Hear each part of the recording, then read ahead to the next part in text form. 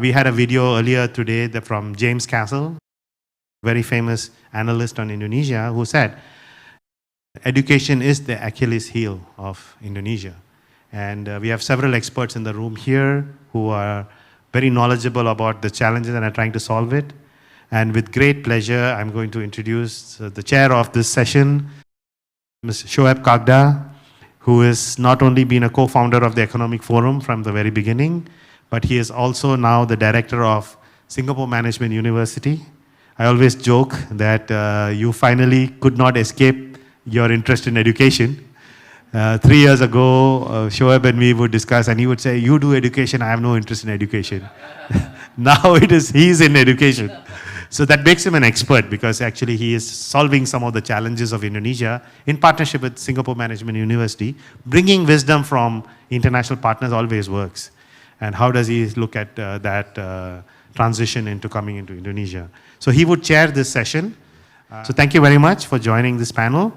I also want to thank our partners, Orbit Future Academy and Microsoft, who are partners to this session, because both countries are very invested into bringing about transformational change within remotest parts of Indonesia. I don't have to introduce Microsoft. They are, I would say, one of the foundational technology companies who's used by everybody in the market. And I say this jokingly to even the Microsoft team, that you may look at all the technology tools available to people today, but they still use Word. They still use Excel. They still use PowerPoint. No matter what new technology you give them, Google or this other companies do, end of the day, people vote with their feet, or their fingers in this case, right?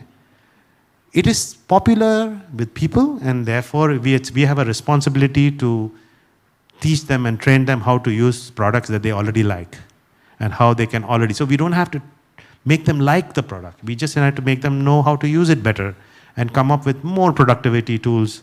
So the foundation of the partnership between Orbit and Microsoft is very strong. It's founded on the fact that they are necessary partners, invested in the people and received by the people very positively, and that's a great starting point, I would say. So thank you to both Orbit, represented by Nalin, the CEO of Orbit. He's here. You would have recognized he's been a very active participant in all the sessions. And that's important, because in Orbit, we believe that your conversation cannot just be about education. It's about everything, because everything is connected to education. So if you're talking about politics, you're talking about economy, you're talking about energy, you're talking about renewables, it's end of the day all connected to that one thing that is driving it, which is education. And whether it is K-12 education, elementary education, high university education, adult education, whatever you look at it, that process of learning is what connects us and makes all those sectors be alive. So Orbit has that philosophy, and they work on several sectors. K-12 they work in higher education, they work in corporate education, in all those spheres, and Microsoft provides tools to all of them. So it's a great partnership. I'm very glad that you're all here supporting this initiative, and I look forward to doing more with that combination of these two companies in this lovely facility, which is President Habibie's personal library. I think if you were here for Sandy's introduction, you would have heard from him that he got goosebumps being in this room, because I have the same thing, because I used to sit in this room with Pa Habibie as well. And not only when we started our companies, but also when I was in television media. I still remember that when he was just the president in year 2000, I interviewed Pa Habibie in this spot here. The layout was a bit different. And we had a TV channel called QTV in those days, and I have interviewed all presidents except for Sukarno, because before my time, and Suharto, because when I came in and joined media, he had stepped down. So from President Habibie up until Jokowi, we've had all of them at our studios. So it's been a privilege to be allowed to use this facility by Pa Ilham, who's Pa Habibie's son. And Pa Ilham Habibie is on the board of the Indonesia Economic Forum, and he's on the board of governors, and he very kindly offered that we should make this the home of IEF for all our roundtables. And we have the Habibie Center in Kemang is where the office is for the Economic Forum. So we are blessed, I believe, to be in a temple of knowledge here. It inspires us and our team to do better, and it inspires our team to take on some of those tough challenges that need to be discussed so that we can find resolutions. So thank you very much, and over to my colleague, Shoaib. Thank you, Sachin, for that wonderful introduction. I guess from what you said earlier about me not wanting to be in education, you can never say never, right? So, ladies and gentlemen, a very warm welcome and a good evening to all of us here in this temple of knowledge. I think there's no more appropriate venue to discuss on education and the key takeaways from G20 than being in this room. I think over the past 2 days, we've really had some very insightful, very invigorating, very thought-provoking conversations in this room, which is what we intended. And I hope that we will continue this tradition for this session. This session is really focused on the one individual that so far has not been mentioned in our discussions. We've talked about education and how digital transformation is being embedded into education, how schools are being transformed through digital technology. But as we all know, if we want to educate our young, technology is an enabler, but the person who's going to educate them is the teacher. And the teachers also need to be empowered. And the teachers also need to be upskilled. And the teachers also have to be given the tools, but also, I think, the skill to perform and to teach in this new environment. So I hope that today, in this session, we can really try and focus our minds and our attention to how we are empowering teachers. And what can we do more for teachers in this country? I think many times they get very short-lived. We complain a lot about teachers, but we don't do much to help them.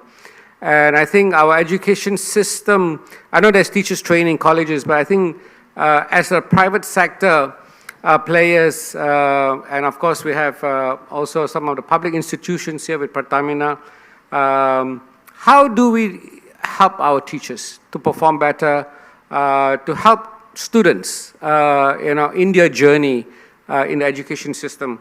So with that, I'd like to maybe ask Nalin, as the CEO of Orbit Future Academy, to maybe touch on this issue, Nalin, on why are teachers not paid the same amount of attention, maybe, but also how can we change this situation? Thank you, Shoaib. Thank you, Sachin. Very proud to be here. I have often looked at my own journey, right? From being the CEO of a Fortune 500 company to seeing bankruptcy, and then wandering around writing books and nurturing startups. Essentially not realizing that I was not looking for passion, I was looking for purpose in life. And that is when my journey to Indonesia began. I met Sachin again. We've known each other for a few years. And he introduced me to Pa Ilham. And he sparked off this educator journey. I'm a fake educator. I don't have any doctorate, any postgraduate, nothing. I'm an accountant. Maybe that's why they chose me to run a for-profit company, but with a noble purpose. And in this journey over the last 3 years, I can truly say I found the purpose of my life. I truly feel that if we achieve what we've set out to achieve, I'll feel fulfilled. You were asking about teachers.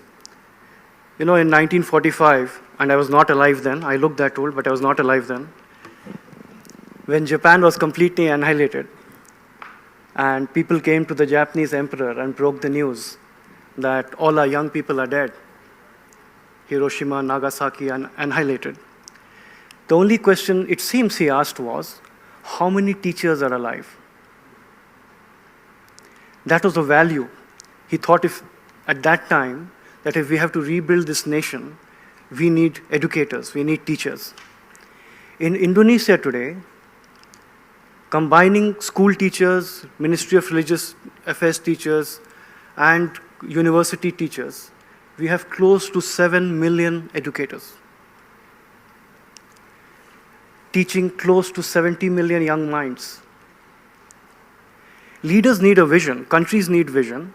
Indonesia has a vision. For 2045, they have adopted Vision 2045. The first pillar out of 4 of the Vision 2045 says what? Development of human capital and mastery over science and technology. That's the first one. It is going to be 23 years from now. So in 23 years from now, who will be the developed human capital and masters of science or technology? Where are they?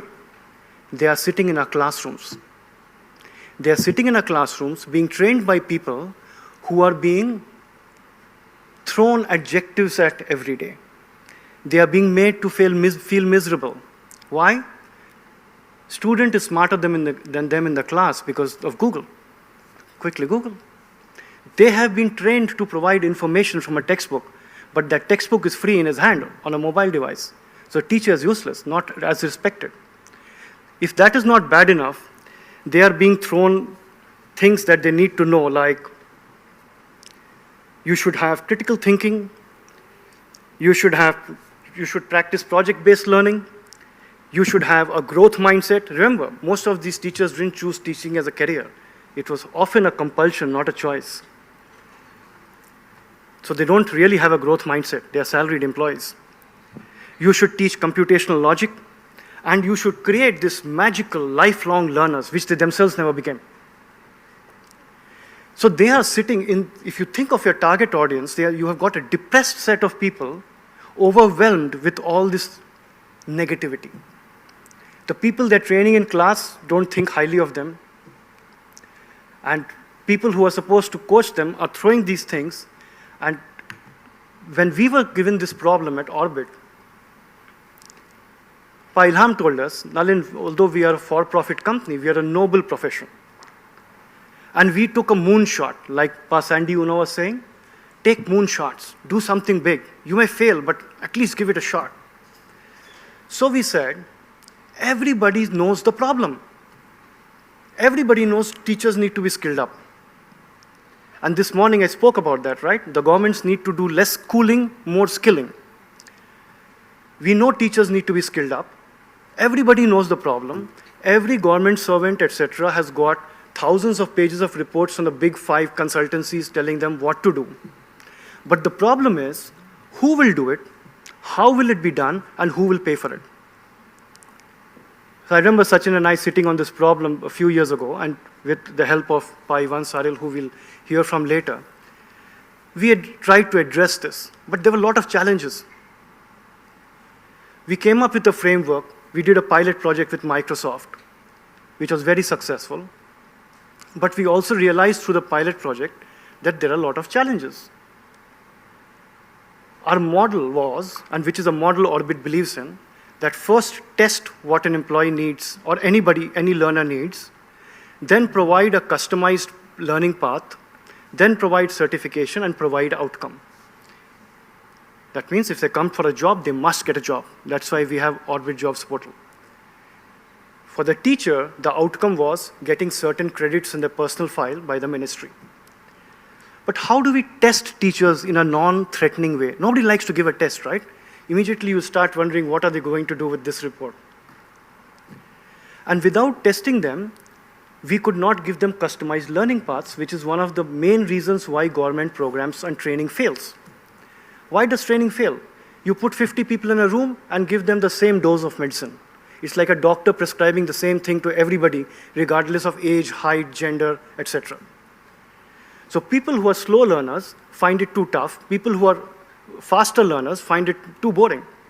Hence, you need to test first to see who needs what at what level and give them a calibrated, customized, personalized learning path. Bring them up to a common level, then deliver the Microsoft certified educator, and then give them the desired outcome. One of the things we learned that, people mostly learn by doing, not by listening, not by watching, etc. Some people do, but mostly you learn things by doing. How do we get people to do this and ultimately reach a place which experts call the epitome of learning? If a student leaves with that, that means you're successful. What that term is called applied wisdom. How do you get a student to a point where they can practice applied wisdom? We tried to crack that too. And again, I told you at the start, I'm a fake educator, I'm an accountant. So many of you are better equipped at these things than I am. But we broke the whole learning path into 4 or 5 pieces. We said, the first part is information. Children need information. And that is what the education system has been over the last 70 years. But internet has disrupted that. Students don't need the information from the teacher anymore. It's already on their palm, and they are getting information from so many sources that they have a contrarian and different point of view on many things. Sometimes it's exciting, sometimes it's frustrating, especially if you have teenage children. They come up with views and they see things which you are really concerned about. So information is taken care of. So if teachers are not going to provide information, what will they do? That's what they've been trained for. So the second part is, children need to use this information to make internal connections and develop a certain degree of knowledge on some subjects.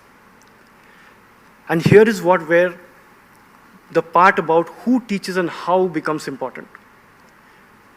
All schools teach the same curriculum. All schools do the same government test, give the same certificate. Why is one school more famous than the other? It is not what is taught, it is who teaches and how. If we go back to our own childhoods, the subjects we were interested in had interesting teachers. We were not born with geography as an interest, or Chinese history as an interest. I majored in Chinese history, but I was not born with that interest. I just had a nice teacher. But that's a conversation I can have in cocktail separately. But I just had a nice teacher. So from information, they need to make that journey to knowledge. And from there, they need to apply the knowledge to develop skills. With these skills, when they work, they will slowly enhance and discover certain competencies that they specialize in, which will lead them to becoming lifelong learners and have applied wisdom. With all this that we knew or figured out through a pilot, etc., the point was, how do we create a program nationwide for the ministry, which everybody will adopt? So ministry has mandated us, and Dr. Ivan Saril gave us the contract, that over 5 years, we have to upskill 3.3 million school teachers across the nation. Just think of the software framework required to do this across the 7,000 inhabited islands. The various demographies here. I have traveled to so many remote areas of Indonesia. I'm well versed with the challenges, not very unlike India. The whole software framework to develop, and how do you bring everybody? The danger with a large program is, in trying to please everybody, you develop something which is the lowest common denominator. So ultimately, you talk here, what you deliver is here, which is failure of all government programs. We said, how do we reach a highest common factor rather than lowest common denominator? And the ministry was highly supportive. And we developed a 5-stage program, and now we are delivering it. And the same philosophy we are applying as the largest partner of Campus Merdeka. Now we have gone out directly to universities to teach cloud, AI, full-stack development courses across the nation. So we are teaching people at the school level, university level, school teachers, university professors, and unemployed youth, who we bring in, skill up, and get them guaranteed jobs. The philosophy being, people must get a desired outcome. Today's generation, and I'll close with that, maybe because you got more than you asked for. Today's generation, a social media savvy, restless generation with very little patience, maybe doesn't voice it as much, but is very frustrated at the current education system, which I don't call it, but even the ministry officials call as the university mafia. Universities have a role to play, and a very important role to play. But we must move the curriculum to industry-led skilling, if jobs are the desired outcome. If you want to do a PhD, it's okay. If you want to do entrepreneurship, it's different. That shift has to happen because today's young generation sees no value of spending thousands of dollars, spending 3 to 5 years in a classroom, learning what they already know, and then going out in the workplace, not finding a job, and the employer saying, you're not job ready. You don't have the key skills. And then the whole cycle starts again. They are not willing to wait for that. And corporates are also lending a good hand by doing away with formal degrees. It will take time, this transition. We talk of gig economy, we talk of doing away with degrees. It will take time, and we should be cautious that, like most things, mind runs faster than reality.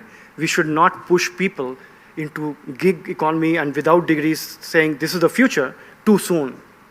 Because they may realize that the people taking decisions are oldies like me who still like a degree.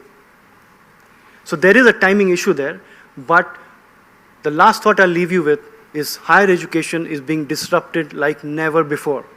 And none of that, wage my bet on it, and recent events with the 2 biggest edutech companies in Indonesia prove it, who are loss-making after hundreds of millions of dollars of investment.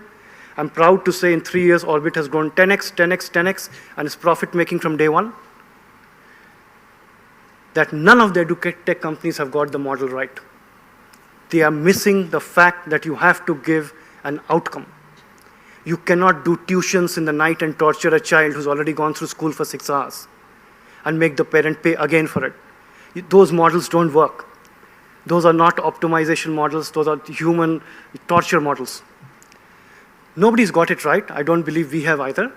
But we are participating heavily in nation building, capacity building in Industry 4.0 so that Indonesia achieves its vision of developed human capital with mastery of science and technology in the year 2045.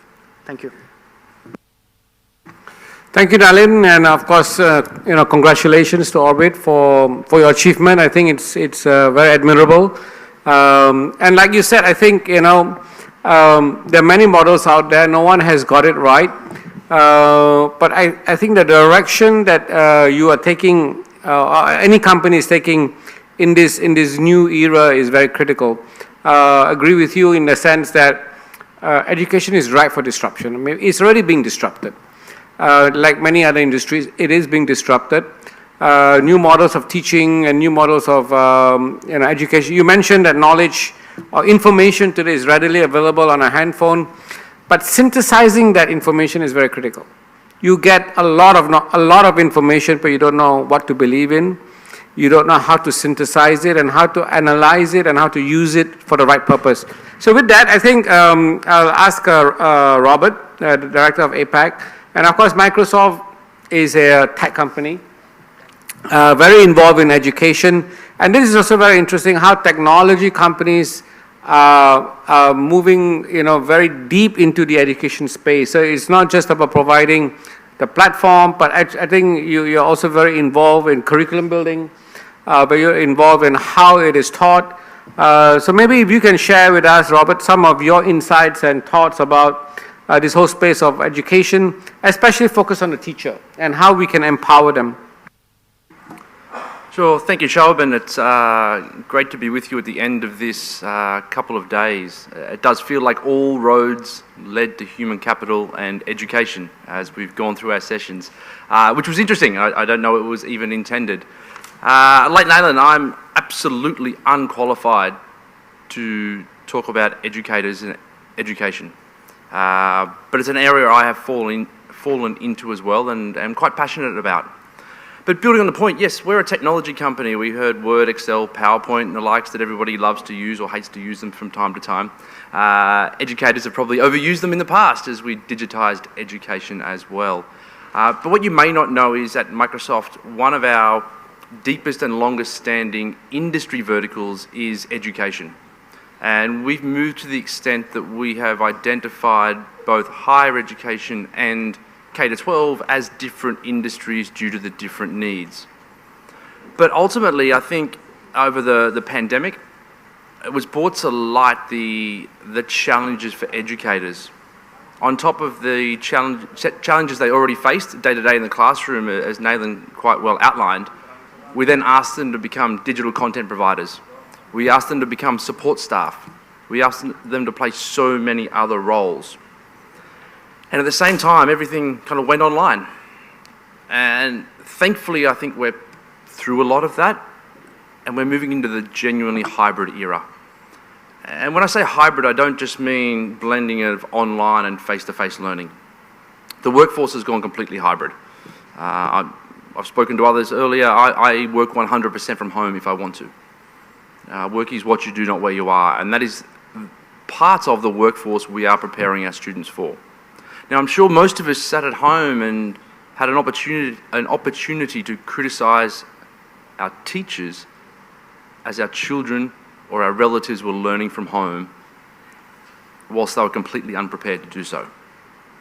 So again, I would thank all educators, faculty and the likes for their efforts over the last 2 years, and I think the program that we are building with Orbit is a way to help ensure we equip educators and faculty with the tools and the know-how and the programs to not only strive in the current hybrid modality, but to thrive moving forward as well. We talk about the 5 C's, the critical thinking, collaboration. How do we just embed that? How do we help them use the technology they will be using in the workforce as part of their learning process? So again, for us at Microsoft, we have a distinctive, and it's one of the only industries we have, an education engineering team as well. We've moved past the, hey, take Teams and use it, Teams for the enterprise and use it. It's Teams for education, use that for education purposes, purely as an example. And we're finding that is making the technology easier to adopt. And again, we're moving past digitization to transformation. Rather than just using video conferencing, allowing educators to collaborate with students on these platforms, providing them insights into their students and how they're using the technology, and allowing them to understand more about well-being and the like so they can provide better support services in the hybrid world. But as we looked at the hybrid approach, we did some research across both higher education and K-12 globally. And to Nalin's point, it was very clear the faculty and educators were the key to that experience. And they have been absolutely under-supported. And they are overwhelmed. So that's where I see the importance of the program that we have in place as an opportunity to really close that gap and provide some empowerment to our educators. At the same time, over the past kind of 8 to 9 years here in Indonesia alone, Microsoft has certified nearly 700,000 educators with our Microsoft Certified Education Program, or previous iterations of that. The challenge is that was done in isolation by us as a private organisation.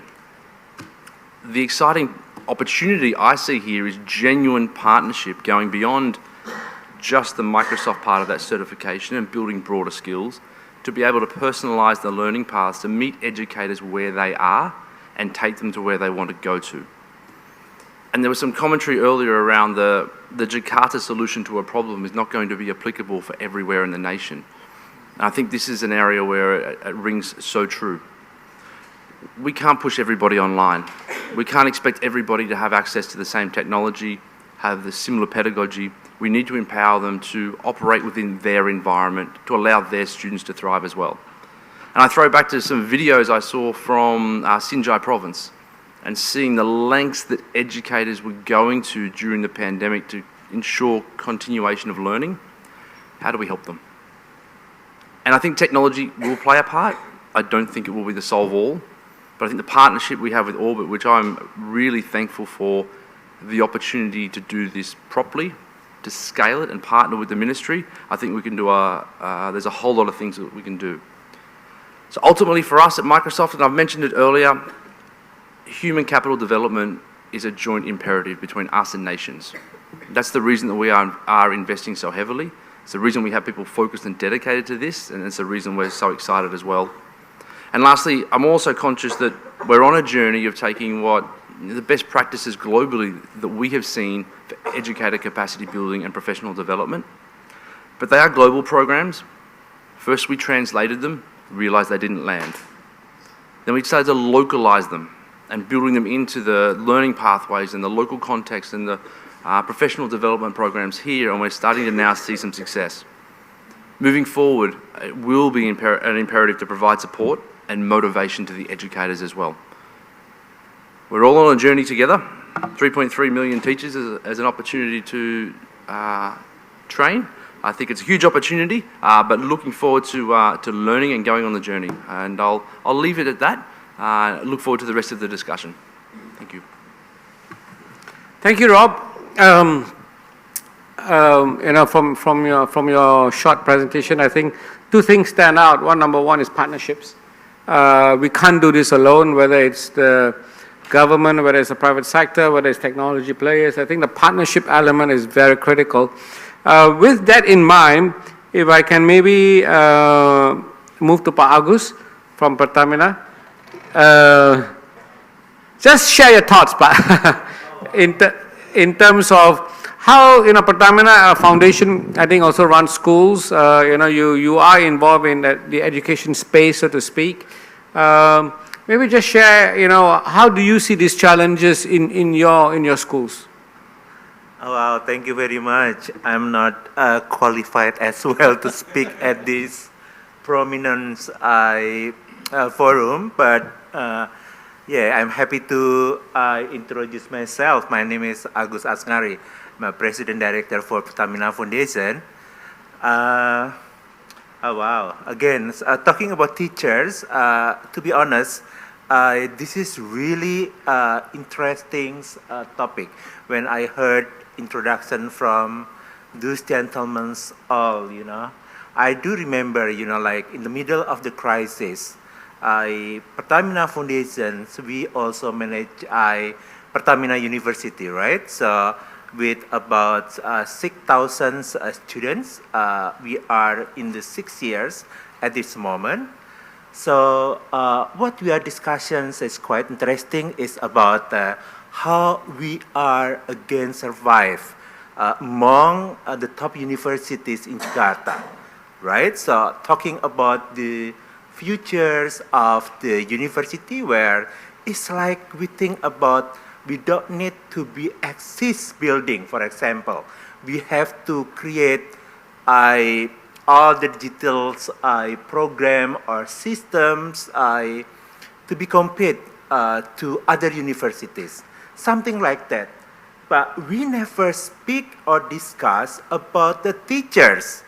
Back to kind of 5-6 years ago, when I was Vice President of GSRs of Pertamina. So we are focusing on students, right? We are focusing on how we giving more scholarship for, let's say, we are making a strategic program starting from high school, vocation program, and we call it as a graduate program from the people or the student around archipelago. The main point is how we are opening the opportunity for the students to get the access for the higher education. Okay, so in this discussion then, we're talking about the teacher. Oh my goodness, I said that. Yes, that's very true.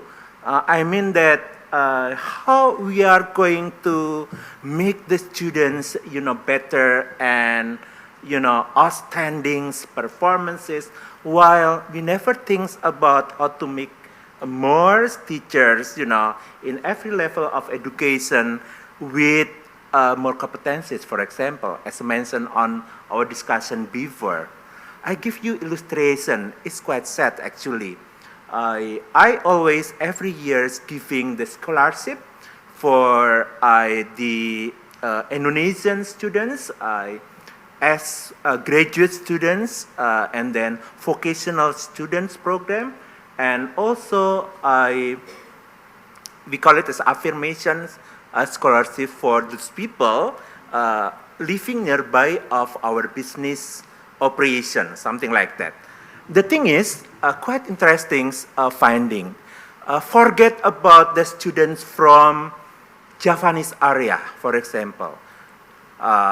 We think about when I got the interview with the students from example, Nusa Tenggara Timur, East Nusa Tenggara, or West Nusa Tenggara, we're talking for Ambon province, Papua province, you know, and then we're talking about from, let's say, Central Kalimantan, for example. Those students, you know, having, I think, oh, I got a goosebump here. It's always the spirit, the motivation. It's much higher compared to the student from, let's say, Japanese Central, whereas they are having more access to the better education system, for example. From this point, you know, with this eagerness and with this spirit to get a better access or education, you know, that what I'm thinking is giving them more opportunities. That's first. For example, while from the Indonesian University or Gajah Mada University, I give them 10 seats, for example. Then from those coming from, you know, East Indonesian area or Middle Indonesian area, I gave them double. But just to be honest, I never think about how I can give them, you know, like teachers' capacity building or improve their capacity building. So I'm, to be honest, very happy to start discussion and hear your presentation. And bear in my mind, of course, we always giving them the capacity building, right? So including the vesting of the scholarship that given by Pertamina through Pertamina Foundation is we are chosen, they are as young leaders with the, you know, like characteristic specific. We give only for those who has social and environment issues concern. I mean, if the young leaders having those activities or care or concern with the environment and with the social issues, we chosen them. So 350 people that we have chosen from those young leaders around archipelago every year. So we make sure they are, it's not only having a good brain capacities or young leaders, but also have a purpose in their life, you know. So I can imagine, thank you very much, with the thing about how we improve the teachers, I think I will put on note, imagine like, I'm asking Ravi, is my old dear friend, right? So Ravi, please put on orbit. I said orbit, okay, oh my goodness. We're talking about artificial intelligence, we're talking about the digital entrepreneurs. Can you imagine when we talk with them, I mean the teachers to touch, you know, like to touch and to encourage them, giving those issues or I mean those subject with, you know, like I think it's gonna be awesome. They are having broader knowledge about digital and current issues, and when they are ready, of course, they are easier to deliver to their students. So I think when it's work both sides, from the student's point of view and then from the teacher's point of view, it's going to be excellent. I think that's my spontaneous aspiration. Thank you very much. Thank you, Pak Agus. I think your comments have really highlighted the importance of this discussion, and I'm glad that it's resonating around the room. Nalin, you wanted to respond to that? I wanted to respond a little bit to that, Pak. So, very often we are, at least country I come from, we are very critical of our politicians and the way the government works. In the last 3 years, 4 years here, I haven't seen a more progressive education ministry. The kind of ideas, the kind of things they have done, the way they have allowed private sector to come. So one of the reasons why this teacher training program got triggered was the ministry came out with a new curriculum. They revised the school curriculum after decades. And they included topics like computational learning, collaborative learning, project-based learning, etc. And some, you know, computer knowledge, etc. Once they introduced that, they had a pilot project. The challenge was great curriculum. Now it's world class, but the teacher doesn't know how to teach it. That is where this project actually originated, which I missed speaking about. And we did a pilot project and then said, this is how we will tackle it. Thank you, Pa, for your views. Thank you, Nalin. Interestingly, we have actually two gentlemen with us who are representing universities. Dr. Radian from Rector of the Universities Tanjung Purok, and Professor Dr. Shamsul Arifin, the Wakil Rector from Universities Muhammadiyah Malang. Welcome and thank you for joining us. Maybe Pak Radian, can I see? He's not here? Eh? Not here yet. Okay. So maybe Professor Shamsul, maybe from your experience, Pak, we've been talking about how we can empower teachers.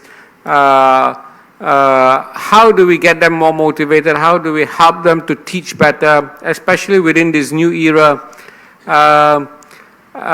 From your perspective, Pak, in terms of how do you see your professors, your teachers within your university coping with these new challenges? Yes, thank you for the great invitation for me. First of all, I would like to introduce myself. I'm Shamsul Arifin. I'm Vice Rector 1 for the Academic Affairs in University of Muhammadiyah Malang. It's one of the prominent private university, at least in East Java. Actually, I'm still confused to coach all of the idea in this forum because I come late here because due to my flight is delayed almost 2 hours from Malang. So once again, thank you. But I would like to share our experience regarding how to accelerate the quality, especially the quality of the all of lecture in UMM. We have more than the 800 lecture in UMM. With the number of students is approaching to 40,000. Yeah. We have problem about the qualification and still have problem about the competencies. So our priority is how to accelerate, so that all of lecture get the education in the high level, in PhD, for example, because it is one of the requirements according the government and also for some accreditation. So regarding the human resources, UMM have the priority to accelerate, so that all of lecture get the PhD and get the professor as the top rank in the campus. Yeah. It is my experience. I think for the time being is enough. I will continue again after coach all of idea here. Once again, thank you, especially to Baira, and also I forgot the name. Nalin. Yeah, I'm so sorry. Thank you once again. Yeah. Thank you, Pa, very much. It's great to have you because I think we want a diversity of views. Dr. Bayu, I think you are an insider, outsider on this discussion. How do you see this? I mean, you've been talking about digital revolution in education, in the workplace, in human capital development. Are we forgetting our teachers? And really, in terms of addressing this issue, what are your thoughts on this? Thank you. So maybe many of you don't know that I'm actually a medical doctor by education. So I often ask questions why I shift from being medical doctor by becoming an educator, because bigger part of it, because I see that education has bigger impact than practicing day by day, meeting patient by patient. Because according to me, education is more empowering to alleviate, to make people has a better future. And I have my own experience because I grew up from a very poor family.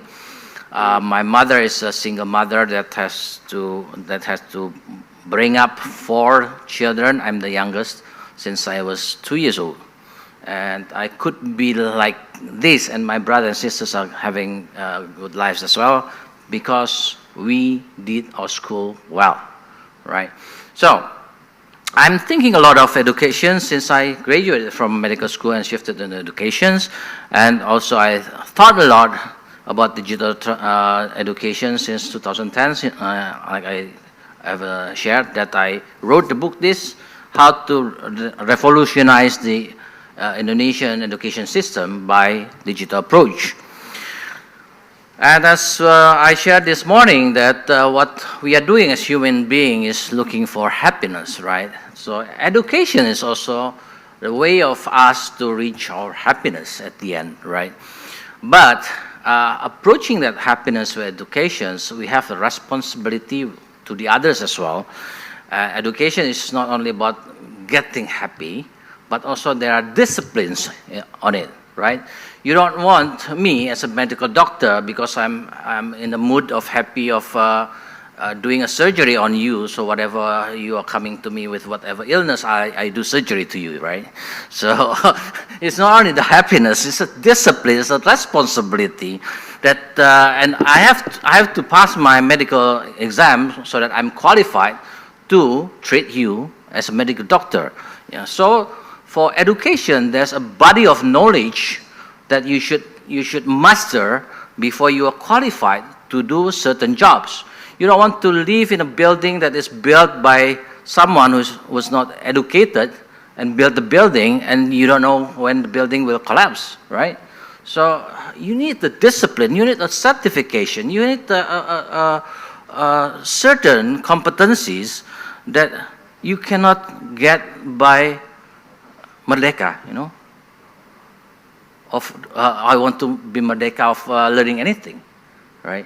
So if you learn something because of you just like it, you learn many things, but you don't build up something. So the education system of a country should take the role as the architect of the body knowledge of a discipline should have. So the architect designs should be filled with any inputs from any place in the world, as long as you can pass the certification of that skills and the body of knowledge. So that means that you can learn everywhere in the world to get the skills and knowledge, yeah, to get you certified to do that job. Yeah. So where the teachers comes in these situations, in the knowledge and skills, we know that digital can deliver better than human beings to make people learn the best from the best sources in the world. We don't need local sources that are not good enough. We need local sources that are doing the research and know better than the other persons that are in the world that we learn from. But teachers should fulfill the gap between machines and human being, in which people still dealing with other people, right? Still have the emotional part of a people, still have motivational part.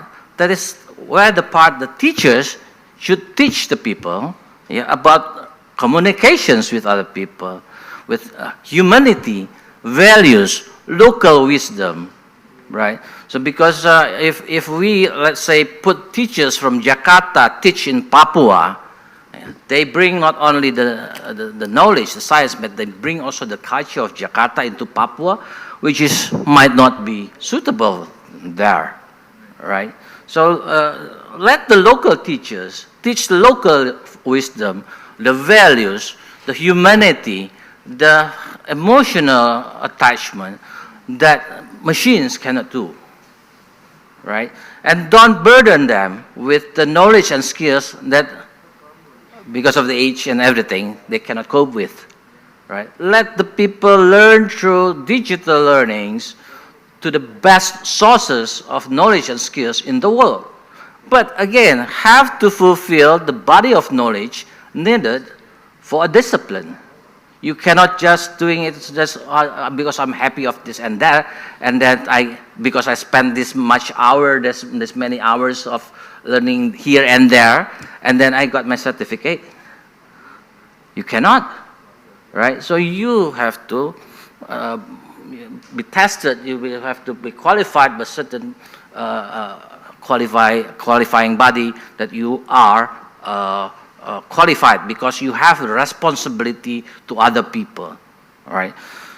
So, about digital learning also, we have to know, once we approach the digital learning, the way of old learning, the way of old testing is also obsolete. So the new way of certifying actually is not by question and answers, not by multiple choice, it's by simulations, yeah? Doing by simulations, what cases that you will face in the real world, give the simulations, let the machines, let the system of simulations really tested you in the real simulation that simulate the real world, whether you can do the job safely for other people. Yeah, it's not about, you see that the current testing system is also ridiculously outdated by multiple choices, questions, essays that very, very subjective of evaluations, right? So, yeah, that's it. I mean, my point is, the digital provides you with power to connect you directly without middle persons, in this case the teachers, for the source of knowledge and skills. Yeah. Let it do the way it can do the best. But the other things that the machines cannot do is teaching you about values, emotions, humanity, leadership.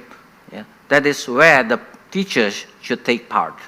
Local wisdom especially, local cultures, which is now becoming difficult to maintain because of we shift people from here and there because they can teach of the knowledge and skills, right? Okay, thanks for the time. Thank you, Dr. Bayu, and welcome, Dr. Iwan.